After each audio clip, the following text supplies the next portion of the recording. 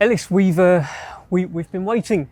We needed to see the mark of Zorro back on this cruiserweight division. I'm buzzing that you're back. Yeah. And listen, it's a proper fight though with Aloys, right? Yeah, for sure. He's carrying a lot of confidence, a lot of momentum.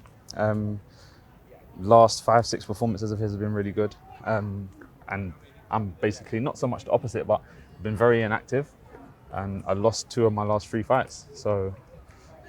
But at the same time, like we said off camera, I've been kind of waiting to get back on a Queensberry show. I was on a Box Nation show. But overall, yeah, it's just been a rough year and a half since losing to Jai.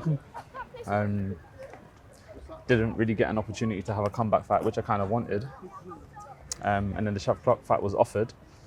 And then we took it, which was a good fight. But we lost that fight, and then it just looks like 2 losses back to back. So yeah, like I said, it's just been a rough year and a half. Kind of rebuilding. So I guess you've been watching all of this cruiserweight action happening and thinking, when do I get my shot? Did you think that your kind of comeback fight, I know you had a run out on Box Nation in Maidstone. Yeah. But did you think it would be against someone like Aloys? Not really, because my name wasn't really in that hat, you know. He was, I believe he was mandatory for the British. There was talk about him and Vidal and whatnot, so I didn't think it would be Aloys. No. The Opetaia fight, you had to take that, right? Ready or not, right? I mean, the kind of life-changing opportunity, the money that, you know, that's proper money, right? Yeah. For that, Yeah, that's the early Riyadh season money, right? Yeah. You had to take one that, of the right? first, yeah, one of the first shows. Yeah, but at the same time, now that I've seen like what damage it's done to the career, I think if I would have gone back in time, I might not have took it. You reckon? If I'm honest, yeah, because it's like, since that, you got to remember, I went into that 17-0, and since then, since that loss, it's just been very quiet, like I said. But yeah, at that time, as an undefeated fighter, I'm going to take that fight, yeah, for sure. And then the Chef Clark fight, that was that looked like a good fight to follow, wasn't it? That's a fight to get right back in the mix, right? You win that, and it's like that. And arguably, like in my camp, we at least believed we were definitely going to win that fight.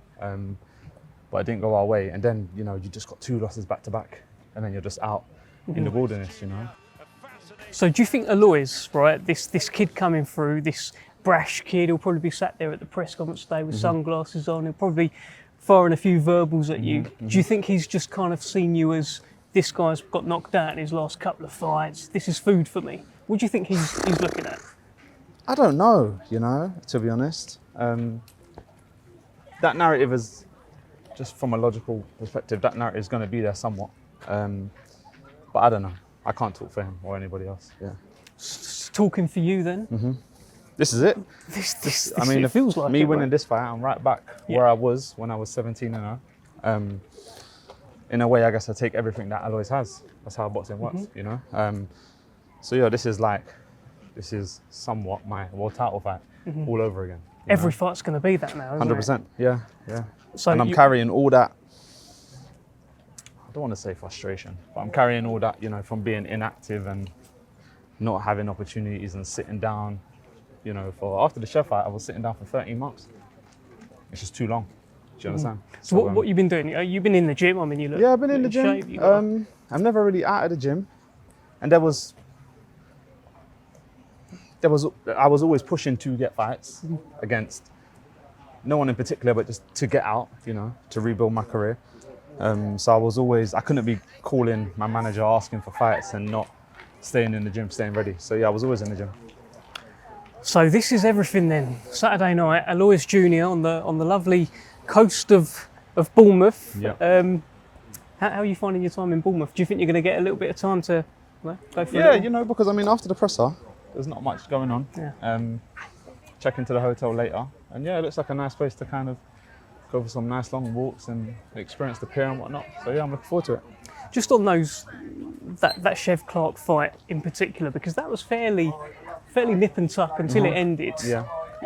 Do you feel like you've gained experience from that? It's difficult to say that you've gained from the Opetaia fight, other than being involved in such a big fight. Yeah. But for Chef Clark, did that take your experience level kind of up?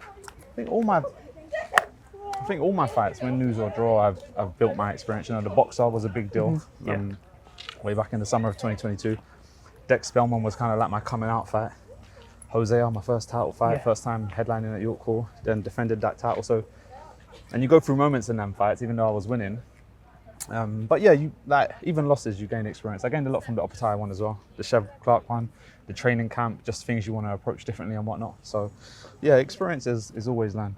You sparred Opetaia since, right? Yeah. I sparred him for the Jack Massey camp, Okay. whenever that was. Yeah. All love. Yeah, always. Yeah, it was good. It was good to have him in the gym. I think like after the fight, I think I reached out to him and I was like, anytime you need sparring and you're over the UK, like, or if it's you need to come to the UK, hit me up. And then like his dad basically hit us up, and yeah, he came down for 2 weeks. I think he was in the gym for 2 weeks, and that was good as well. That was good work. More experience, more learning. You know. So yeah. So this Aloys Junior kid then, how'd you beat him? Well, see, I've never sparred Aloys, you know. That surprises me because he's been around the London gyms. You've been Peacock. Yeah. And we're both from South London as well. We're not like from far away. No.